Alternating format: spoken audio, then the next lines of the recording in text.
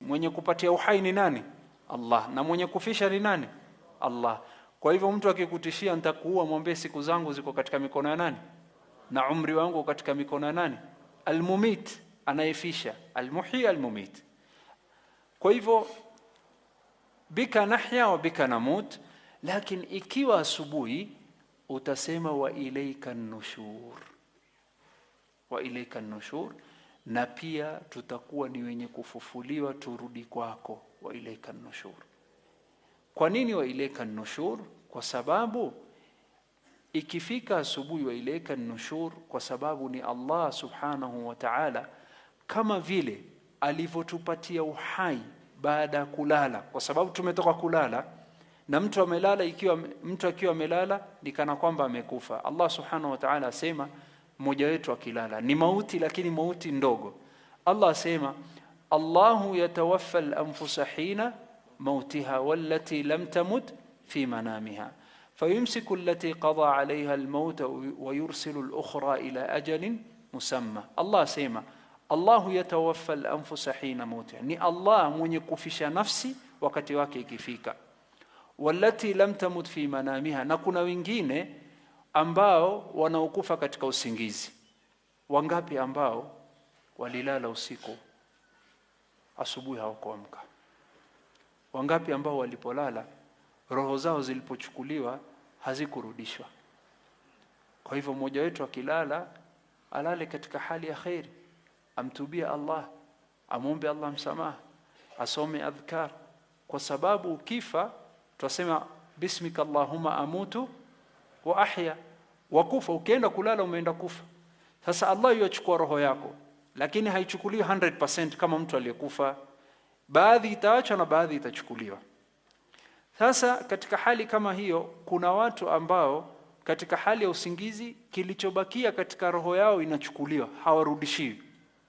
Na kuna baadhi ya watu ambao wakiwa ni wenye kuamka, ikifika asubuhi wanarudishiwa roho yao na wanakuwa ni wenye kuamka asubuhi.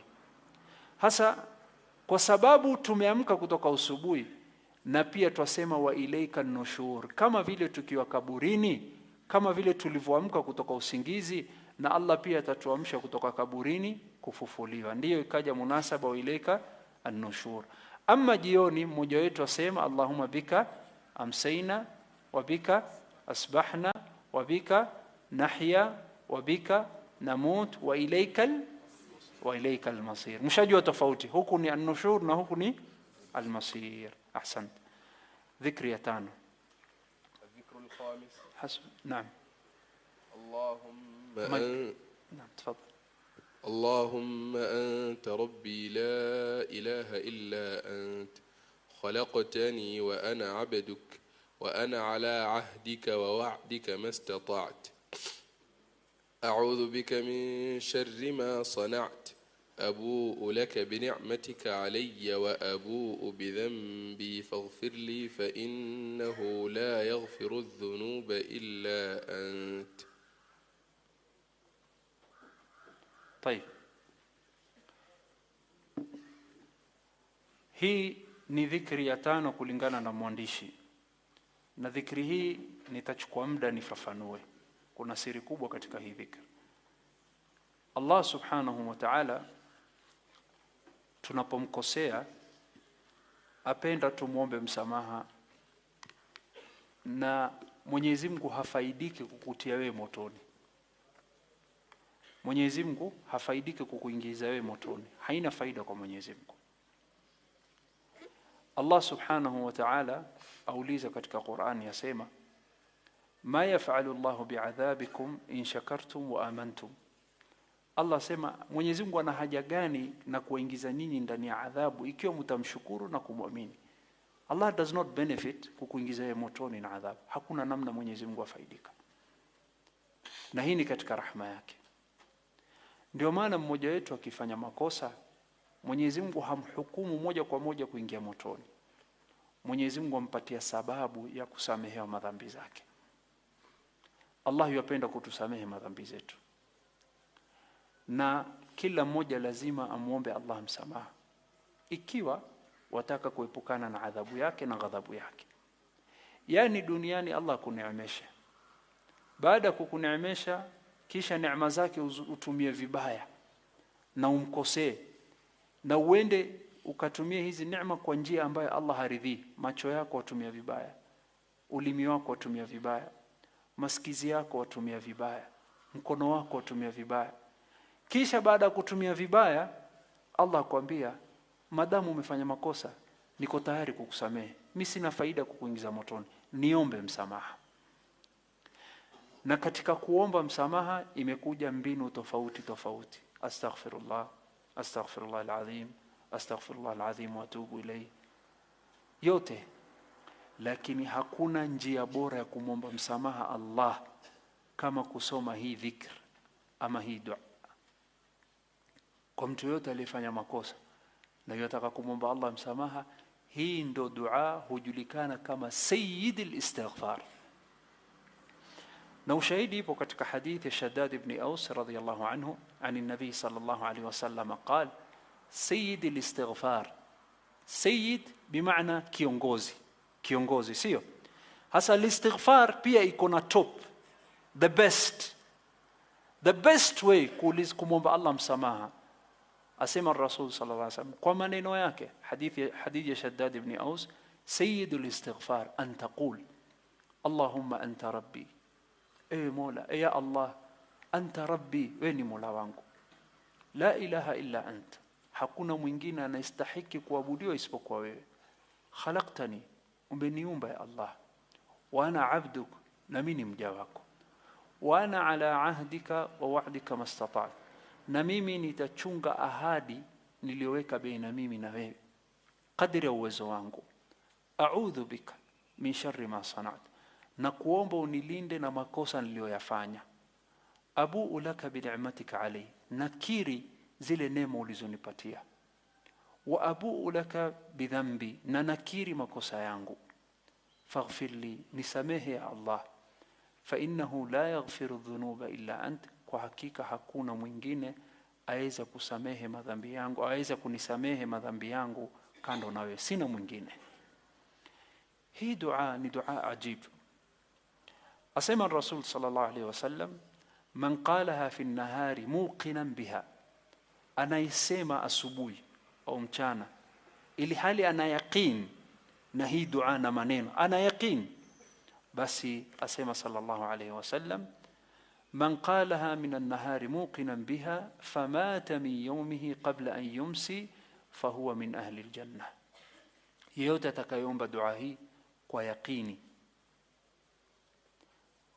akafa siku hiyo, yani mathalan umesoma leo asubuhi na leo umeandikiwa kufa, na ili hali umesema leo asubuhi, ili hali una yaqeen, asema sallallahu alaihi wasallam, fahuwa min ahli aljanna, akifa siku ni katika watu wa janna.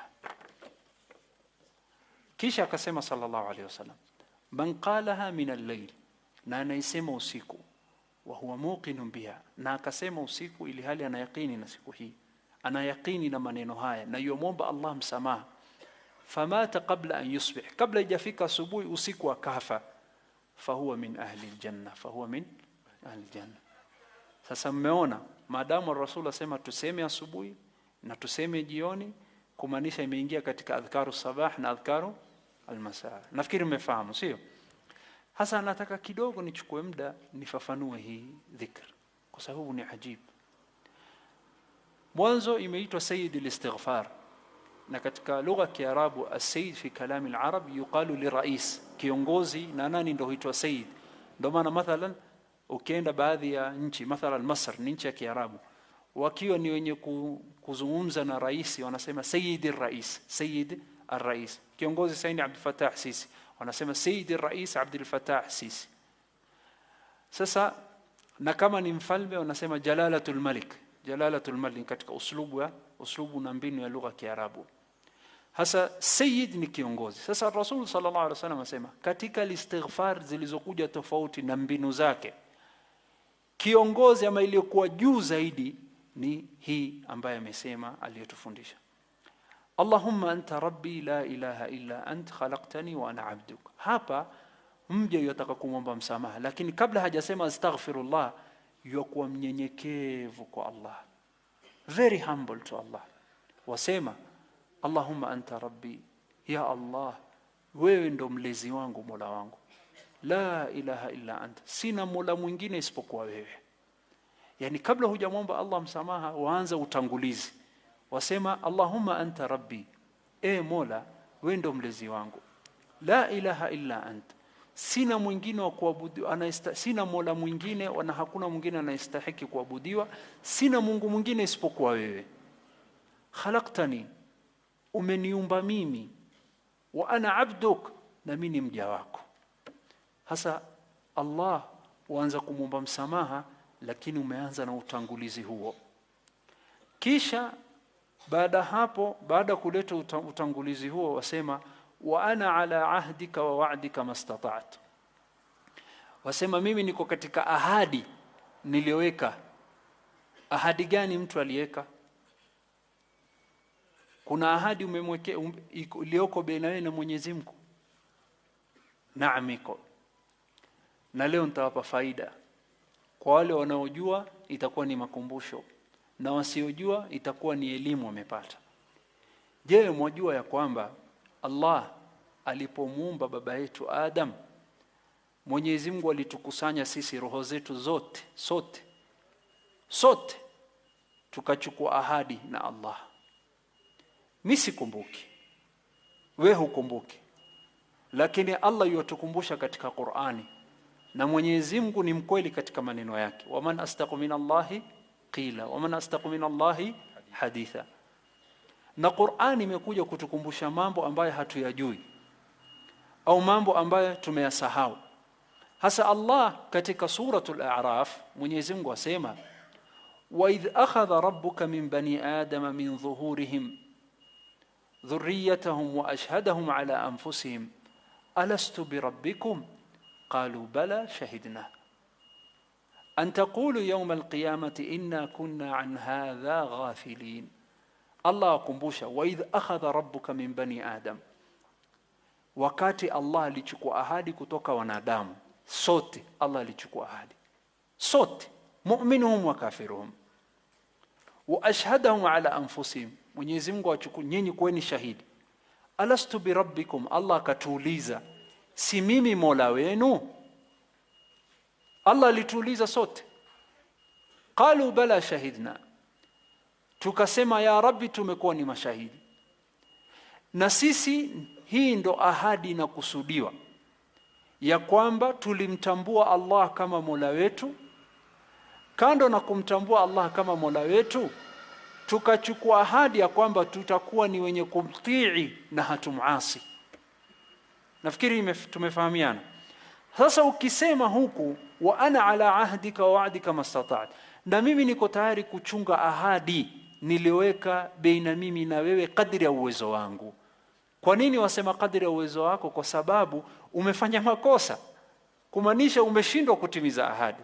Sasa wasema ya Rabbi, najaribu mimi kuchunga ahadi kadri ya uwezo wangu, lakini nimekukosea. Sijui kama tuelewana jamani. Allahumma anta rabbi la ilaha illa anta khalaqtani wa ana abduk wa ana ala ahdika wa wa'dika mastata'tu. Baada kusema hii ahadi na kusema wasema ya Rabbi mastata'tu, kulingana na uwezo wangu. Baada hapo wakuwa ni mwenye kumwomba Allah na kutambua neema zake. Abuu laka bi ni'matika alayya wa abuu bi dhanbi. Mola, mimi natambua neema ulizonipatia. Umenifanyia hivi, umenifanyia hizi, neema zote zimetoka kwako. Wa abuu bi dhanbi, na natambua na nakiri makosa yangu. Allahu akbar. Katika mambo ya msingi unapomkosea yeyote, ima umemkosea Mwenyezi Mungu ama umemkosea mja wa Mwenyezi Mungu, kuna mambo matatu ya msingi. Jambo la kwanza, tambua kosa lako. Ikiwa wewe huoni una makosa, utaomba msamaha? huwezi kuomba. Mwanzo kiri, wewe umefanya makosa, Mwenyezi Mungu umemkosea, wakiri kwamba hili ni kosa. Mwanadamu umemkosea, wakiri kwanza mwanzo huu umemkosea. Kisha la pili, omba msamaha baada ya kukiri makosa. Sema na kuomba msamaha, wamwambie Allah, abuu laka bi ni'matika alayya wa abuu bi dhanbi, nakiri makosa yangu, faghfir li, basi nisamehe. Na mwanadamu ukiwa umemkosea, mwanzo kiri kosa ulilolifanya, kisha muombe, ndugu yangu nakukosea, kuna kadha kadha nimefanya na nimekukosea, na kuomba unisamehe, na kuomba unisamehe. Jambo la ngapi hilo? Jambo la tatu, ujirekebishe baada hapo. Sijui kama tumefahamiana. Allah, nakiri kosa langu, ya Allah naomba unisamehe, ya Allah mimi nabadilisha mwenendo wangu. Usama, nakiri nimekukosea. Usama, naomba unisamehe. Usama, niliyokufanyia sitakufanyia tena. How many steps? How many steps? Ikiwa sikiri makosa, basi huwezi kuomba msamaha. Ikiwa wakiri makosa na huombi msamaha, ni shida. Ikiwa wakiri makosa na waomba msamaha na warudia makosa yale yale, sasa itakuwa ni mtihani huo, sio? Lakini bora ni ukubali makosa yako, uombe msamaha, urekebishe mwenendo wako. Narudia tena, ukubali makosa yako, uombe msamaha, ubadilishe mwenendo wako. You accept your mistake, you ask for forgiveness, and you change your ways. Understood? Naam. Kwa hivyo wakiri, wasema abuu laka bi ni'matika alayya, mimi nakiri na natambua neema hizi ulizonipatia. Wa abuu bi dhanbi, na nakiri na natambua makosa niliyofanya. Faghfir li, ya Rabbi nisamehe. Fa innahu la yaghfiru dhunuba illa ant, sina mwingine wa kunisamehe madhambi yangu isipokuwa wewe.